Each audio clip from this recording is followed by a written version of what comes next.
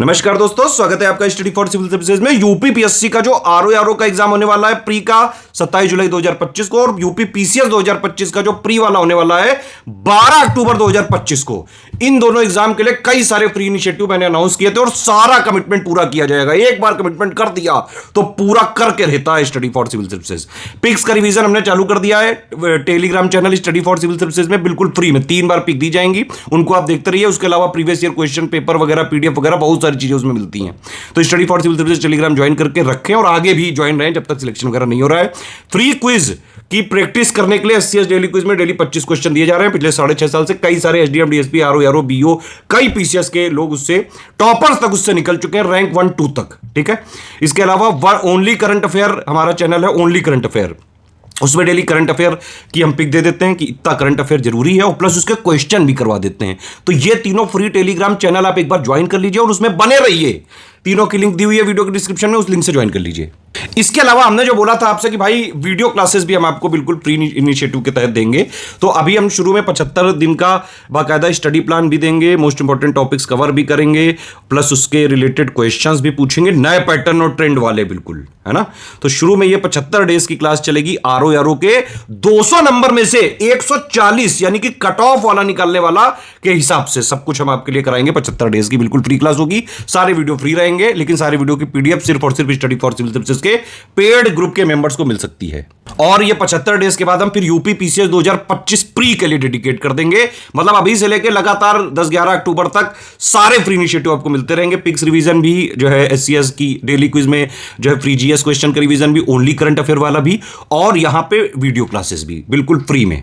एक भैया अपील है आपसे कि प्लीज वीडियो को लाइक जरूर करते रहना यार, लाइक करा करो यार, थोड़ा मोटिवेशन बना रहता है। एक कमेंट वगैरह कर दिया करो। दूसरी बात यह है कि भाई वीडियो में 5-6 क्वेश्चन पूछे जाएंगे डेली आपसे, उनको आप ईमानदारी से अटेम्प्ट करके अपना ईमानदारी से स्कोर बताइएगा कि कितने आपके सही हो रहे हैं, क्योंकि क्वेश्चन नए पैटर्न वाले होंगे। देखिए 3 टेलीग्राम चैनल है हमारे, इनको ज्वाइन करके बने रहिए यहीं पे। ये वाला मेन चैनल है, यहाँ पिक्स का रिवीजन कराया जाता है, प्रीवियस ईयर क्वेश्चन की पीडीएफ वगैरह सब मिल जाता है इसमें। बहुत सारे फ्री इनिशिएटिव चलते रहते हैं भाई। ये एससीएस डेली क्विज है, डेली इसमें क्विज फ्री में करा रहे हैं लगातार। ठीक है, ज्वाइन करके बने रहो इसमें, बिल्कुल फ्री है, 1 रुपया नहीं देना है इसमें। ये करंट अफेयर वाला चैनल है, डेली करंट अफेयर पढ़ो भी और उसकी प्रैक्टिस भी बिल्कुल फ्री में करो। तो फ्री इनिशिएटिव फॉलो करने वाले स्टूडेंट इस तरह से जो है आप तैयारी करते रहे। बाकी जिनके पास थोड़ी सी फाइनेंशियल फिजिबिलिटी है और लास्ट में सिर्फ और सिर्फ सिलेक्शन का उनका टारगेट है, कट ऑफ निकालने का टारगेट है अगर आपका, तो चाहे आपका आरओ वाला एग्जाम हो, चाहे पीसीएस वाला एग्जाम हो प्री का, दोनों के लिए आपको 3 चीजें करनी है। एससीएस का पेड ग्रुप आप ज्वाइन करिए, एससीएस का सिलेक्शन मटेरियल से और प्लस जो रिकॉर्डेड वीडियो पेड ग्रुप में दिए गए हैं सिर्फ उनसे पढ़ लीजिए। ठीक है, उसके बाद आप प्रैक्टिस कर लें एससीएस पेड क्विज और एससीएस टेस्ट सीरीज से। अगर आपने ये कर लिया, दोनों का प्री का कट ऑफ हर हाल में निकल सकता है, चाहे जैसा पेपर आयोग पूछ ले। Easy, moderate, tough, and conceptual, lengthy. SCS का आरओ का री एग्जाम का प्री का भी पेड ग्रुप चल रहा है, मेंस का भी ग्रुप चल रहा है। यूपी पीसीएस 2025 की शुरुआत से सिलेक्शन तक की भी तैयारी का कंप्लीट पेड ग्रुप चल रहा है, प्री का भी और मेंस का भी।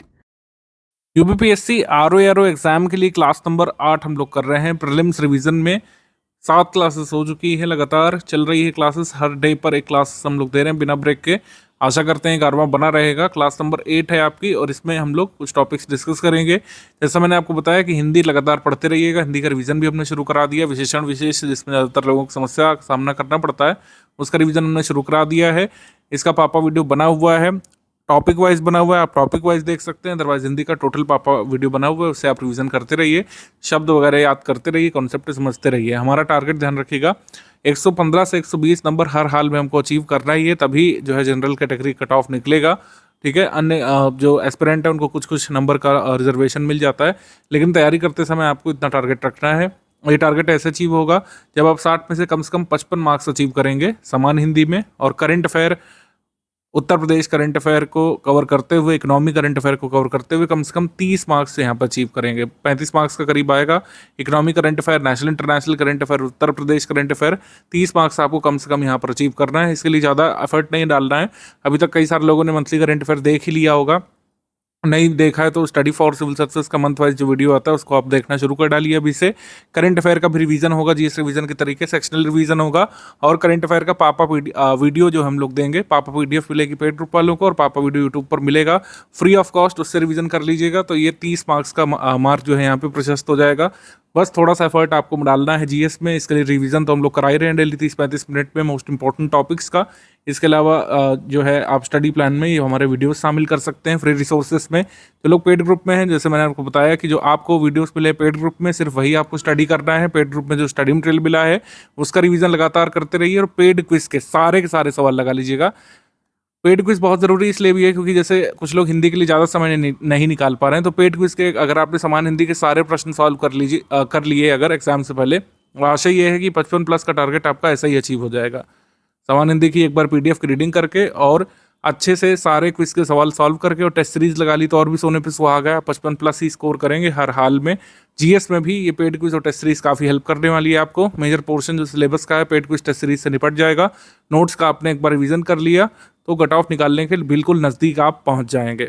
रिजल्ट हमेशा की तरह एग्जाम के दिन, और जब ऑफिशियल रिजल्ट आएगा पीडीएफ वाला जो शीट आती है रोल नंबर्स की, उसमें ही क्लियर होगा। लेकिन इतना करने के बाद आप निश्चित तौर पर कट ऑफ के बहुत नज़दीक पहुंच जाएंगे और खुद ही अपना फीडबैक बताएंगे 27 जुलाई को। तो इस तरीके से क्लास नंबर 8 हम लोग शुरू कर लेते हैं। क्लास नंबर 8 में इकोनॉमी वाला टॉपिक करेंगे हम लोग। इकोनॉमी से भी काफ़ी क्वेश्चन पूछे जा रहे हैं। ज्योग्राफी, इकोनॉमी, एग्रीकल्चर आजकल काफ़ी पूछा जा रहा है आरओ में, प्री मेंस दोनों में। तो ये जो इंपॉर्टेंट टॉपिक है आपका इकोनॉमी का, स्टैटिक है, ये सबको समझ में आना चाहिए। Types of economy and sectors of economy, अर्थव्यवस्था के जो प्रकार होते हैं, अर्थव्यवस्था के जो क्षेत्र होते हैं, सेक्टर्स जो होते हैं, खाद्य श्रृंखला और खाद्य संजाल हम लोग स्टडी करेंगे। साइंस रीजनिंग के भी टॉपिक्स रहेंगे आज, और विशेषण विशेष में हम लोग आगे स्टडी करेंगे जो हम लोग छोड़ के आए थे क्लास नंबर 7। अर्थव्यवस्था के प्रकारों के बारे में हमको स्टडी करना है। अर्थव्यवस्था के प्रकारों में मेजर कितने टाइप की इकोनॉमी होती है? मेजर तीन टाइप की इकोनॉमी होती है पूरे विश्व में। एक सर्विस इकोनॉमी होती है, ज़्यादातर जो डेवलप्ड कंट्रीज़ हैं, ठीक है, वो सर्विस इकोनॉमी की तरफ बढ़ गई हैं, जैसे अमेरिका हो गया, ठीक है, यूएस के अलावा जैसे यूरोपियन नेशंस हैं, ज़्यादातर अब सर्विस सेक्टर इकोनॉमी पर काम कर रहे हैं। इंडस्ट्रियल अर्थव्यवस्था देखने को मिल रही है अफ्रीकन रीजन्स में, जो लीस्ट डेवलप्ड कंट्रीज़ हैं या फिर जो डेवलपिंग कंट्रीज़ हैं। अभी हाल में जो डेवलपिंग कंट्रीज़ बने हैं वहाँ पर उद्योग आधारित अर्थव्यवस्था देखने को मिल रही है। कभी हमारे देश में भी आज़ादी के बाद कृषि आधारित इकोनॉमी थी, जब ब्रिटिशर्स का यहाँ पर राज था, तो हमारी अर्थव्यवस्था कृषि आधारित अर्थव्यवस्था थी। तो कृषि आधारित अर्थव्यवस्था इस समय भारत की नहीं है। भारत एक डेवलपिंग कंट्री है। भारत ने आज़ादी के बाद इंडस्ट्रियल फेज को अपनाया था, और भारत भी धीरे धीरे सेवा आधारित अर्थव्यवस्था की तरफ बढ़ रहा है। डिजिटल इंडिया और अन्य तकनीकों के माध्यम से हमारा जो जीडीपी है उसमें सबसे ज़्यादा कंट्रीब्यूशन सर्विस सेक्टर का है। और अगर एम्प्लॉयमेंट जनरेशन की बात करें तो वहीं पर एम्प्लॉयमेंट जनरेशन में अभी भी सबसे बड़ा योगदान यहाँ पर एग्रीकल्चर का है। तो हमारी इकोनॉमी जो है मिक्स टाइप की है, जो कह सकते हैं सबसे ज़्यादा लोगों को रोजगार पहुंचा रही है नंबर ऑफ एम्प्लॉयमेंट के मामले में एग्रीकल्चर। वहीं पर सबसे ज़्यादा जो है मतलब कह सकते हैं पैसा बन रहा है सर्विस सेक्टर से। तो हमको ये टाइप ऑफ इकोनॉमिक सेक्टर्स को अच्छे से लर्न कर लेना है, क्योंकि ये बहुत बेसिक है इकोनॉमी का, एनसीईआरटी बेस्ड है, और इससे क्वेश्चन आते ही हैं। कई बार आरओ एग्जाम में आ जाते हैं, इवन यूपीएससी में भी कई बार सवाल इससे आ जाते हैं, ठीक है। तो बहुत सरल डेफिनेशन है। जैसे प्राइमरी सेक्टर एक्टिविटी को हम लोग बोलते हैं प्राथमिक क्षेत्र की, यहाँ पर प्राथमिक क्षेत्र बोलते हैं। प्राइमरी सेक्टर्स यानी कि प्राथमिक क्षेत्र जो हैं वो अपना जो रॉ मटेरियल है वो कहाँ से डिराइव करते हैं? नेचुरल रिसोर्सेज से। तो याद रखना आसान है, कोई भी ऐसा क्षेत्र, कोई भी ऐसा उद्योग जिसमें डायरेक्टली जो है नेचुरल रिसोर्सेज का एक्सट्रैक्शन किया जाता है, डायरेक्टली जो है प्राकृतिक स्रोतों का दोहन किया जाता है, वो क्षेत्र होते हैं आपके प्राथमिक क्षेत्र यानी कि प्राइमरी सेक्टर। जैसे कौन कौन से हैं ये? एग्रीकल्चर जैसे, तो एग्रीकल्चर में क्या करते हैं कि भाई किसान किसका यूज़ कर रहा है? ज़मीन से ही फसल उग रही है, तो एक नेचुरल रिसोर्सेज का दोहन किया जा रहा है इसमें। वानिकी में पेड़ लगाए जाते हैं, ठीक है, ज़मीन के ऊपर पेड़ जो है वो सॉइल से ही अपना पोषण जो है एक्सट्रैक्ट करते हैं। तो यहाँ पर भी नेचुरल रिसोर्सेज का एक्सट्रैक्शन हो रहा है, नेचुरल रिसोर्सेज का इस्तेमाल किया जा रहा है। तो ये प्राथमिक क्षेत्र की गतिविधि हो गई। फिर पशुपालन यानी एनिमल हस्बेंड्री और डेयरिंग, अगर यहाँ पर डेयरिंग लिखा होता है यानी कि डेयरी उद्योग, एनिमल हस्बेंड्री पशुपालन करना, तो इसमें भी पशु क्या है? नेचुरल रिसोर्सेस ही हैं, उन्हीं को पाल करके हम लोग बेचेंगे या फिर उनका मांस बनाएंगे या फिर उनसे अंडे प्राप्त करेंगे, उनसे खाल प्राप्त करेंगे जानवरों से। तो जानवर भी नेचुरल रिसोर्सेज की कैटेगरी में आ गए। मत्स्य यानी फिशिंग, इसमें भी जो फिश है वो नेचर से ही हमको मिलता है, ठीक है। इसके बाद कुक्कुट पालन है यानी पोल्ट्री फार्मिंग, ये भी प्राइमरी सेक्टर एक्टिविटी है। खनन भी प्राइमरी सेक्टर एक्टिविटी है, और क्वेरिंग भी, उत्खनन भी प्राइमरी सेक्टर एक्टिविटी है, ये ध्यान रखना है। तो खनन में और क्वेरिंग में जब मिनरल एक्सप्लोर भी किया जाता है, एक्सप्लोरेशन होता है मिनरल का, तो वो भी हम लोग कह सकते हैं प्राइमरी सेक्टर एक्टिविटी है। इसके बाद द्वितीयक सेक्टर में क्या होता है, द्वितीयक सेक्टर में इस रॉ मटेरियल से हम कुछ मैन्युफैक्चर करते हैं। जितनी मैन्युफैक्चरिंग वाली चीज़ है, मशीन से निर्माण कर रहे हैं किसी चीज़ का, जैसे हमने रॉ मटेरियल कॉटन लिया और उससे हमने जो है बनियानें बना दी, डॉलर की बनियान बन रही है, किसी भी कंपनी की बनियान बन रही है, XYZ, कई सारी होजरी आइटम्स बन रहे हैं, अंडर गारमेंट्स बन रहे हैं, ऊपर पहनने वाले टी शर्ट्स वगैरह बन रहे हैं, लोअर बन रहे हैं। तो वो चीज़ें क्या हो गई, वो सेकेंडरी सेक्टर की एक्टिविटी हो गई, यानी कि हमने जो है रॉ मटेरियल तो नेचर से ही लिया, लेकिन उसका हमने कुल मिला करके क्या किया, उसका मैन्युफैक्चर किया, उसको प्रोसेस किया। तो जैसे फूड प्रोसेसिंग है, एक इंपॉर्टेंट द्वितीयक सेक्टर एक्टिविटी है। स्टील इंडस्ट्री है, ठीक है, मैन्युफैक्चरिंग है, किसी भी प्रोडक्ट की मैन्युफैक्चरिंग जो है वो एक सेकेंडरी सेक्टर की एक्टिविटी है। इसके बाद तृतीय क्षेत्र हम लोग देख लेते हैं, टर्सरी सेक्टर। जितनी भी अर्थव्यवस्था डेवलप हो रही हैं, जैसे यूरोपियन अर्थव्यवस्था हो गई, यूएस में, यहाँ पर टर्सरी सेक्टर रहा है, और अब तो जो है क्वार्टरनरी और इवन क्विनरी सेक्टर पर फोकस किया जा रहा है। इस पर भी आएंगे हम लोग।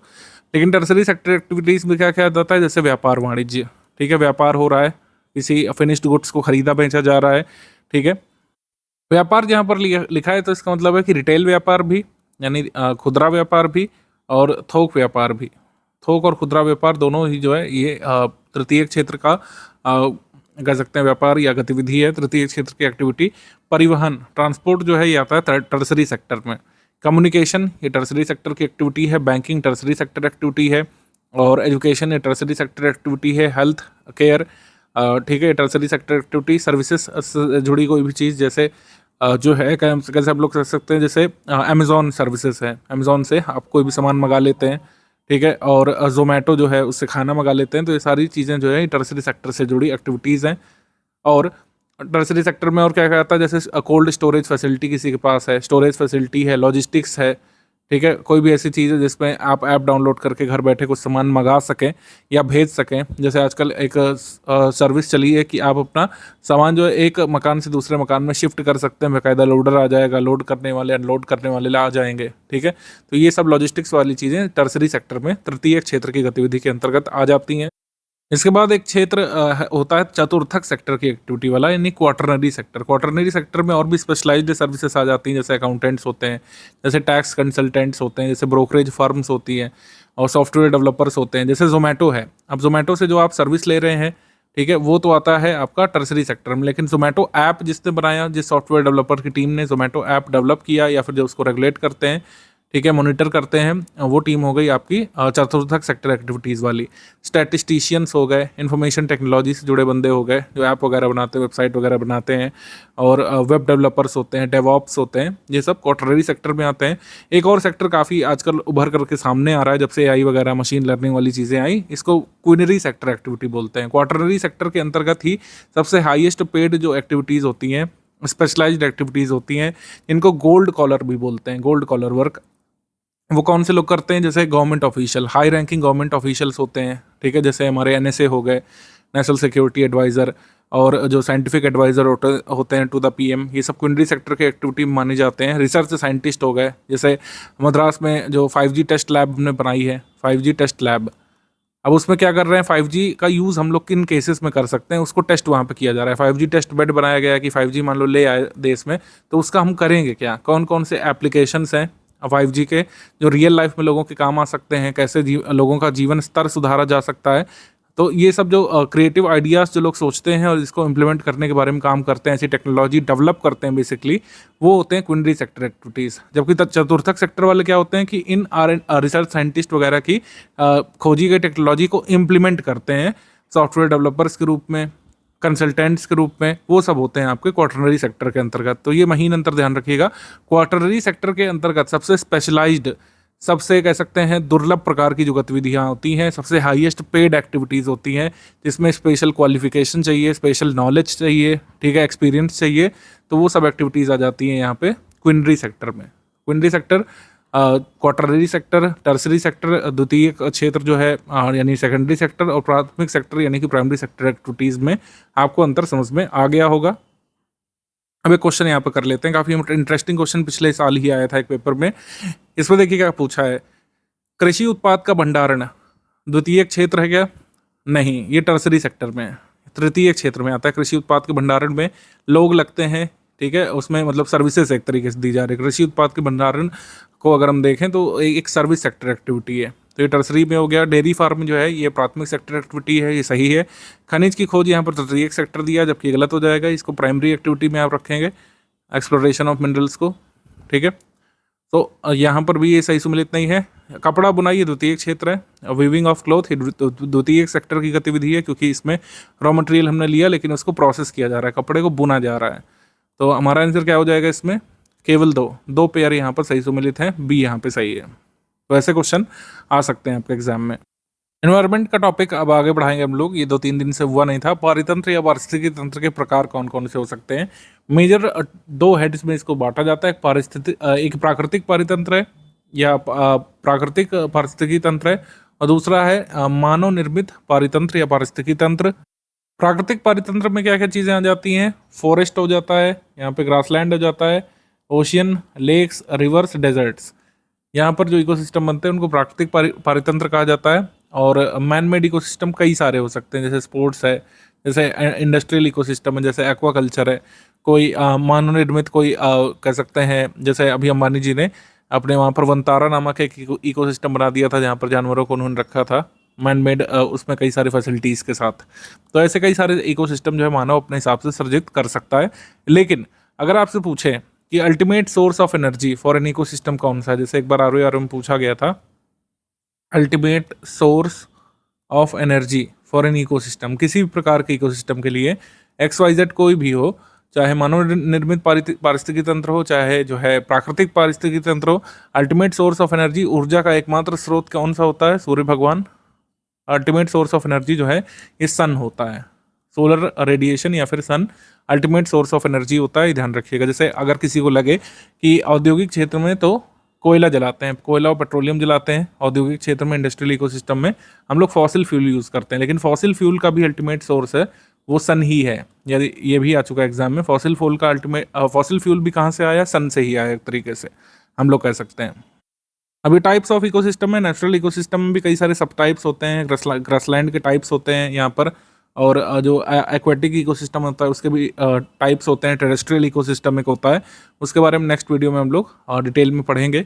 आ जाते हैं हम लोग खाद्य श्रृंखला पर, यानी फूड चेन पर। तो फूड चेन जो है, फूड चेन इकोसिस्टम में काम करने वाला एक ऐसा कह सकते हैं सिस्टम है जिसमें हमको पता चलता है जीव के खाद्य संबंध के बारे में, जीव क्या खाता है, एक दूसरे को जीव कैसे खाते हैं, खाद्य अनुक्रम क्या है, कौन किसको खाता है, ये पता चलता है। और फूड चेन जो है जनरली रैखिक रूप में होती है, यानी कि लीनियर टाइप में होती है, ये भी याद रख सकते हैं आप। फूड चेन कैसी होती है? रैखिक होती है। फूड चेन को इकोसिस्टम में और हमारे एग्जाम के लिए 2 भागों में इसमें पढ़ सकते हैं। एक तो चारागाह आधारित है, यानी कि आपका ग्रेजिंग फूड चेन है, और सेकंड है आपका अप्रद खाद्य श्रृंखला, यानी कि डेट्रिटस फूड चेन।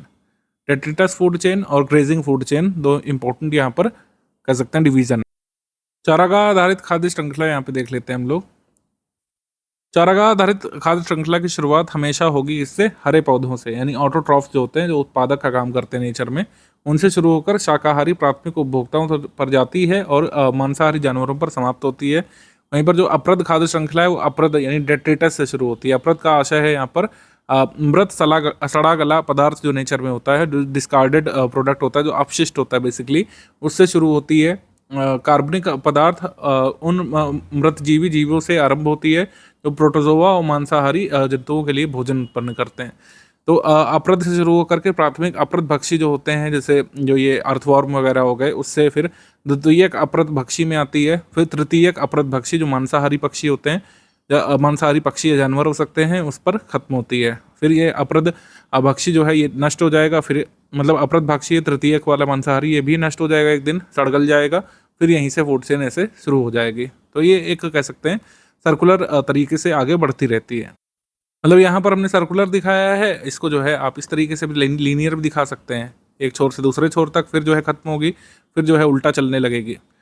तो ये चारागाह आधारित खाद्य श्रृंखला में जनरली मतलब ये शुरुआत किससे होती है? उत्पादक से, फिर सेकंड पर प्राथमिक उपभोक्ता होते हैं, फिर द्वितीयक उपभोक्ता होते हैं, ठीक है। प्राथमिक उपभोक्ता जनरली जो है शाकाहारी होता है, द्वितीयक उपभोक्ता मांस भक्षी या मांसाहारी होता है, तृतीयक उपभोक्ता होता है जिसको द्वितीयक मांसाहारी भी आप कह सकते हैं, सेकेंडरी कार्निवोर भी कह सकते हैं इसको, और टर्सरी कंज्यूमर भी कह सकते हैं, ठीक है। फिर चतुर्थक उपभोक्ता होता है, और फिर जो है सड़ गल जाता है। फिर यहाँ पर अपरद भक्षी आते हैं, अपरद भक्षी यहाँ पे अपना काम करते हैं, और फिर यहाँ पर उत्पादक आ जाते हैं पौधे। इस तरीके से ये फूड चेन काम करती है। फूड चेन और फूड वेब में क्या अंतर है, इसको हम लोग देख लेते हैं, एग्जाम में आ सकता है। फूड वेब ज़्यादा पूछा नहीं जाता है हमारे एग्जाम्स में, लेकिन ऐसा हो सकता है कोई टॉपिक बहुत दिन से नहीं पूछा गया, वो पूछ लिया जाए। तो फूड वेब यानी खाद्य संजाल जो होता है वो खाद्य श्रृंखला से कैसे अलग होता है, इसको हम लोग देख लेते हैं। जैसे लीनियर सक्सेशन में होता है फूड चेन, जो है रैखिक प्रक्रिया में आगे बढ़ती है, जबकि जो कह सकते हैं खाद्य जाल होता है अंतर परस्पर संबंध वाला होता है। खाद्य जाल का एक डायग्राम यहाँ बना हुआ है, इसको देखिए आप, ये है आपका फूड वेब। फूड वेब है ये, यानी खाद्य संजाल है। अब खाद्य संजाल में क्या होता है कि कई सारी food chain, number of food chain जो है आपस में इंटरकनेक्टेड है। कई सारी खाद्य श्रृंखलाएं यहाँ पर इंटरकनेक्टेड है, एक पूरा जाल टाइप बना हुआ है यहाँ पे। जबकि खाद्य श्रृंखला क्या होती है, वो लीनियर होती है, ठीक है। और एनर्जी फ्लो जो होता है फूड चेन में, ये लीनियर पाथवे से फ्लो करता है, रैखिक मार्ग से ऊर्जा का प्रवाह होता है, ठीक। और जबकि फूड वेब में क्या होता है, ऊर्जा का प्रवाह परस्पर संबद्ध होता है। कई सारी फूड चेन इंटरकनेक्टेड हैं, तो एनर्जी फ्लो भी इंटरकनेक्टेड होता है। और ट्रॉफिक लेवल, पोषी स्तर बहुत सारे होते हैं खाद्य श्रृंखला, मतलब कई सारी खाद्य श्रृंखलाएं होती है, तो कई सारी पोषण स्तर या पोषी स्तर होते हैं, जिसको ट्रॉफिक लेवल बोलते हैं। जबकि फूड चेन में, नॉर्मल फूड चेन में 4 से 6 ट्रॉफिक लेवल या पोषी स्तर होते हैं। और एक फूड वेब का फायदा ये होता है कि जीवों में अनुकूलन और प्रतिस्पर्धा ज़्यादा देखने को मिलती है, जबकि फूड चेन में कम देखने को मिलती है। फूड वेब में ज़्यादा क्यों होती है, जैसे मान के चलते हैं हम लोग, एक जगह एक जंगल है, इसमें कुछ प्राणी रहते हैं, कुछ शाकाहारी, कुछ मांसभक्षी, जैसे खरगोश रहते हैं। खरगोश की जनसंख्या यहाँ पे ज़्यादा, और जो है सियार की जनसंख्या ज़्यादा है, और सिंह की जनसंख्या ज़्यादा है, ठीक। अब इसमें सियार का भी भोजन जो है खरगोश है, सिंह का भी भोजन यानी शेर का भोजन भी खरगोश है। तो ये दोनों आपस में स्पर्धा करते हैं कि कितने ज़्यादा खरगोश किसे मिल जाए, उसके बीच में कंपटीशन होता है। तो फूड वेब में होता है कंपटीशन, सिंह और सियार के बीच में चल रहा है कंपटीशन कि कौन ज़्यादा खरगोश खाएगा, या फिर खरगोश का भक्षण कौन पहले करेगा। और वहीं पर अडेप्टेबिलिटी हो जाती है खरगोश में, यानी कि कुछ जीवों में अनुकूलन हो जाता है। यानी कि खरगोश जब इतना ज़्यादा वल्नरेबल है, कई सारे मांसाहारियों से घिरा हुआ है, तो खरगोश जो है तेज़ भागने लगता है। खरगोश की स्पीड ऑटोमेटिकली बढ़ जाती है, उसके आने वाली भी जनरेशन्स होती है वो ज़्यादा तेज़ फुदकती, ज़्यादा तेज़ भागती है और अपने बिल बनाती है, ज़मीन के और गहरे बिल बनाने लगती है। ऐसे अनुकूलन यानी अडेप्टेशंस आपको खरगोश के भीतर देखने को मिलने लगते हैं। वहीं पर ये जो जीव हैं, सियार और सिंह मांसभक्षी हैं, तो इसमें ज़्यादा खरगोश कौन खाएगा, इसके लिए दोनों के बीच कंपटीशन देखने को मिलता है। तो जहाँ पर फूड वेब होता है वहाँ पर कंपटीशन और अडेप्टेबिलिटी देखने को मिलती है, जबकि अडेप्टेबिलिटी और कंपटीशन ये फूड चेन में एब्सेंट होता है। मैंने थोड़ा सा डिटेल में इसको पढ़ा है, क्योंकि फूड चेन से ज़्यादातर क्वेश्चन अभी नहीं पूछे गए हैं हाल में, लेकिन आगे पूछे जा सकते हैं। अभी कुछ क्वेश्चंस दिए हुए हैं जो हमने इकोनॉमी वाला पढ़ा था। भारत के सेवा क्षेत्र में क्या क्या शामिल है, service sector of India include. तो सर्विस सेक्टर में शामिल है परिवहन, संचार और होटल, ये आ जाएंगे इसमें। तो 2 और 3 हमारा सही आंसर हो जाएगा, बी यहाँ पर सही उत्तर हो जाएगा, 1 and 2 ओनली। क्योंकि ये जो खनन और उत्खनन दिया हुआ है, ये तो आपको प्राइमरी सेक्टर में आ जाता है, प्राथमिक क्षेत्र की गतिविधि है ये, प्राइमरी सेक्टर। और वानिकी और मत्स्य पालन, ये भी प्राइमरी सेक्टर में आ जाएगा, प्राइमरी सेक्टर में आ जाएगा। इस वजह से जैसे भारत में जो सेवा क्षेत्र है उसमें शामिल है होटल और परिवहन संचार। कौन सा तृतीय गतिविधि है, ऐसे पूछ सकते हैं, which of the following is a tertiary sector activity. तो तृतीय गतिविधि यहाँ पर है विपणन, ठीक है, विपणन, क्योंकि विनिर्माण जो है ये टर्सरी सेक्टर की एक्टिविटी है, वानिकी जो है ये प्राइमरी सेक्टर की एक्टिविटी है, और कृषि भी जो है ये प्राइमरी सेक्टर की एक्टिविटी है। विपणन यानी मार्केटिंग जो है ये आपकी टर्सरी सेक्टर की एक्टिविटी है, सर्विस सेक्टर एक्टिविटी है मार्केटिंग। इसके बाद निम्नलिखित में से कौन सा भारतीय अर्थव्यवस्था का प्राथमिक क्षेत्र है, जैसे आपसे पूछ रहे हैं कौन सा प्राथमिक क्षेत्र है भारतीय अर्थव्यवस्था का, कृषि है, ठीक है। प्राथमिक क्षेत्र भारतीय अर्थव्यवस्था का एग्रीकल्चर यानी कि कृषि है। इसके बाद परिवहन, संचार, वाणिज्य किसके अंतर्गत आते हैं, तो ट्रांसपोर्ट, कम्युनिकेशन, कॉमर्स, ये सब आते हैं टर्सरी सेक्टर एक्टिविटीज़ के अंतर्गत। सी यहाँ पे सही है, सी।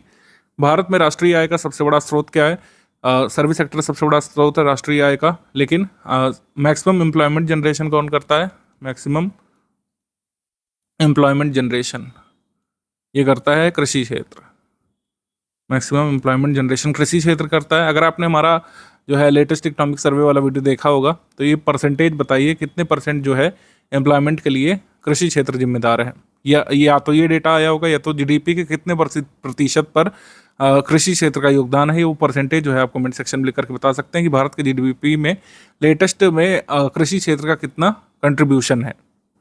भारत के तृतीय क्षेत्र में क्या शामिल है, ये भी आ चुका है एक बार।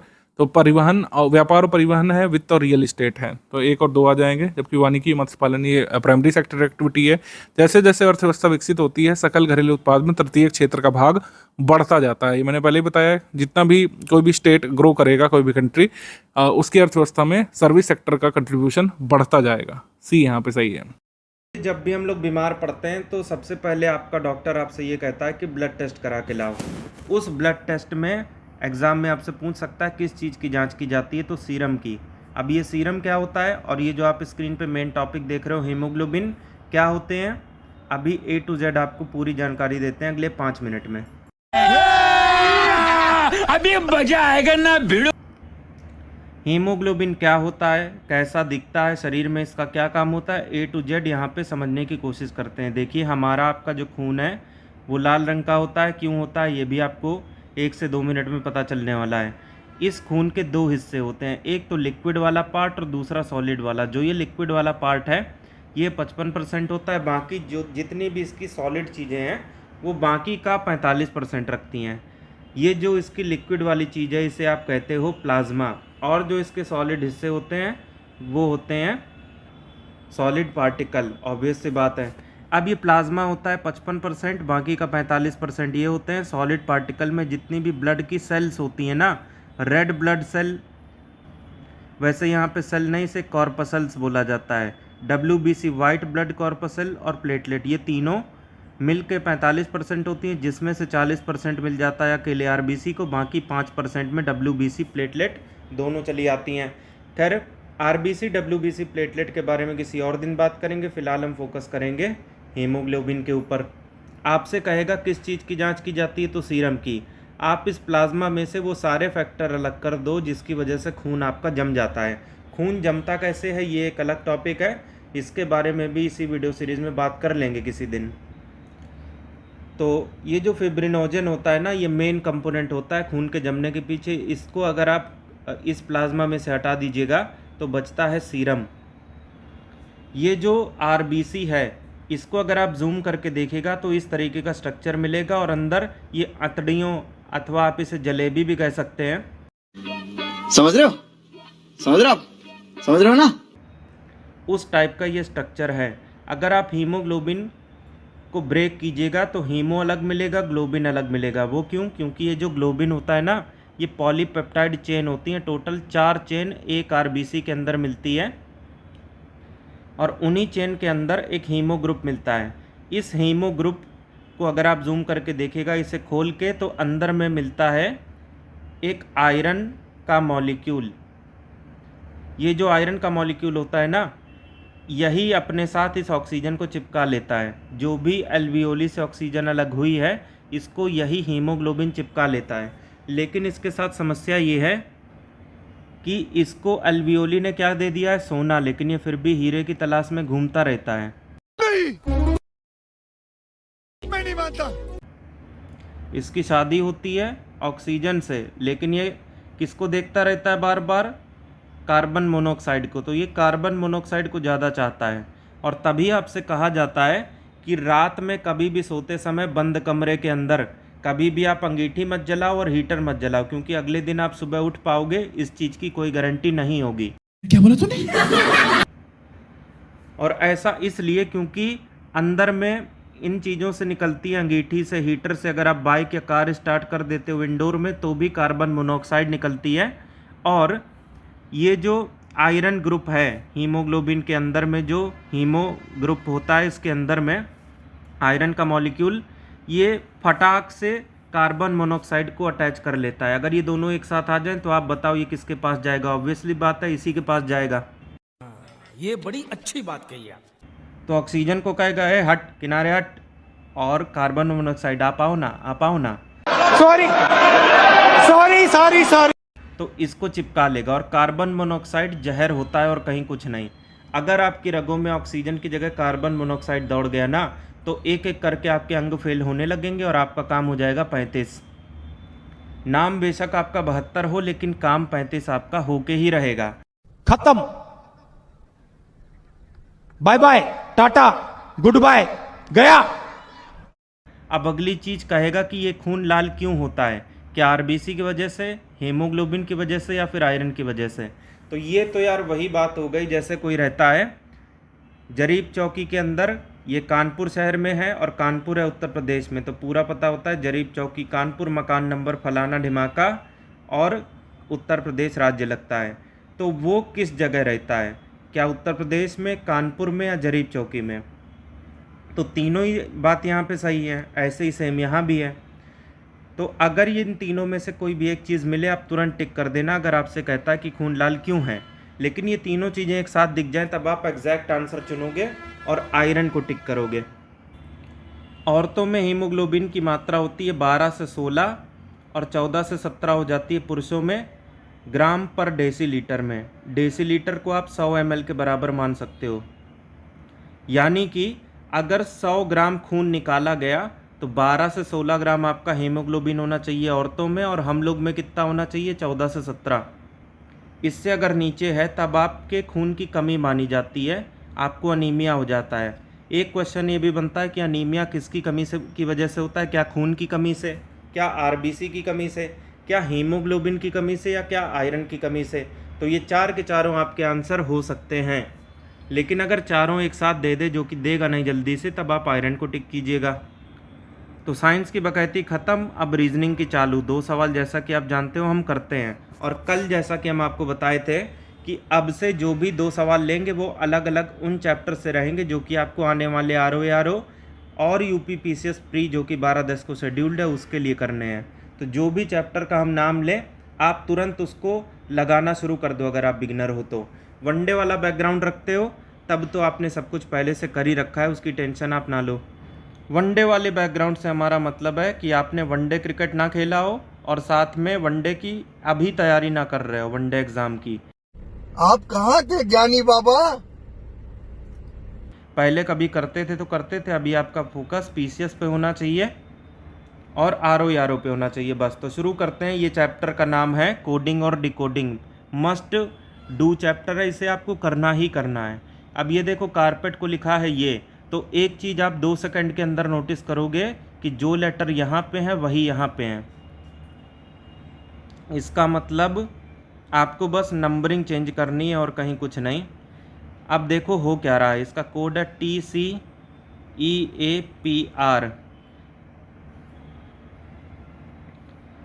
तो यहाँ पे C पहली बार है, फर्स्ट है, और T है आखिरी, तो आखिरी पहले लिख दिया। इसी तरह से इधर का आखिरी यहाँ लिख दो। एक ऑप्शन हटा दो क्योंकि शुरू में आपको L चाहिए, N नहीं चाहिए। तो आखिरी के तुरंत बाद क्या लिखना है, पहला, तो L के बाद N, L के बाद A नहीं है। इस तरह से आप ऑप्शन हटाया करो। अब क्या पता तीसरा ऑप्शन भी हट जाता और मेरा क्वेश्चन इतनी देर में सॉल्व हो जाता, लेकिन वो हुआ नहीं, तो आगे भी करना है। तो TC की बात आप समझ गए। अब इसके बाद E और A कहाँ से आया, E है आपका सेकंड लास्ट, तो LN के बाद जो सेकंड लास्ट है उसे लिखोगे। तो LN के बाद सेकंड लास्ट कौन सा है, A। अब LNA कहाँ पे है एक साथ, यहाँ पे। C को टिक करेंगे और आगे बढ़ेंगे। क्या बात है सर, क्या बात है सर, क्या बात, ये बात है। Coding and decoding, analogy, number series, ये जितने भी लॉजिक वाले चैप्टर हैं इसमें ऑप्शन हटाने की प्रैक्टिस आप अभी से करना शुरू कर दो। ज़रूरी नहीं कि पूरा क्वेश्चन सॉल्व ही किया जाए। अब ये ब्लड रिलेशन वाला है जिसमें आपको डायग्राम बनाना पड़ता है, इसे देख लेते हैं। देखो है क्या कि A B का भाई है, तो A और B आपस में सिबलिंग है और सिबलिंग की जगह पे ये डायग्राम बनता है। अब जो मेल है, जो पुरुष है, उसके ऊपर प्लस लिखना पड़ेगा। तो भाई कौन है, A है। अब ये जो A है, B जो है उसका भाई हो सकता है, बहन भी हो सकती है। इसके बारे में हमें कोई नॉलेज नहीं है, इसीलिए हमें इसके ऊपर फ़िलहाल कुछ लिखने की ज़रूरत नहीं है। C का विवाह D के साथ हो रखा है। अब C और D दोनों ही हमें नहीं पता। C B का भतीजा है, इसका मतलब समझे कि B का कोई भाई होगा, उसके बेटे का नाम C है, C भतीजा है। तो B का भाई साफ साफ A नज़र आ रहा है। ऐसा भी हो सकता है कि इसका कोई और भाई हो यहाँ पे जिसकी हमें जानकारी नहीं है। तो फ़िलहाल ये केस लेके चलते हैं। B का भाई है A के बेटे का नाम है C, भतीजा है तो प्लस, भतीजा लड़का होता है, पुरुष होता है। कौन है ये लोग?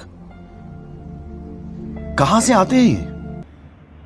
तो सी का विवाह किससे हुआ है? डी के साथ। तो ये सी का विवाह चूंकि डी के साथ हुआ है, दोनों पति पत्नी, इसलिए दोनों के बीच में लाइन टेढ़ी हो जाती है। और वैसे भी शादी के बाद तो जिंदगी टेढ़ी हो ही जाती है। ये बड़ी अच्छी बात कही आप। वैसे भी याद रख सकते हो। अब समलैंगिक संबंध रीजनिंग नहीं समझती। अगर पति पत्नी की बात हो रही है और पति हमें पहले से पता है, तो अगली उसकी पत्नी होगी, उसका कोई समलैंगिक पार्टनर नहीं हो सकता।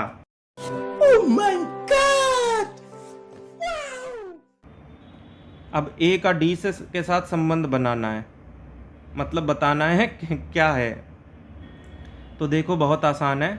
सी और डी पति पत्नी हैं, जिसमें से पति का जो पिता है वो ए है। तो डी के हिसाब से देखा जाए तो ए कौन हुआ? पति का पिता, जो कि ससुर होता है।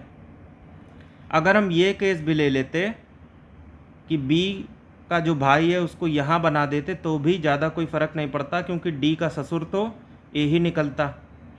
तो आज के लिए इतना ही रखते हैं, मिलेंगे कल कुछ और नई बकैती के साथ। तब तक के लिए मज़े करो।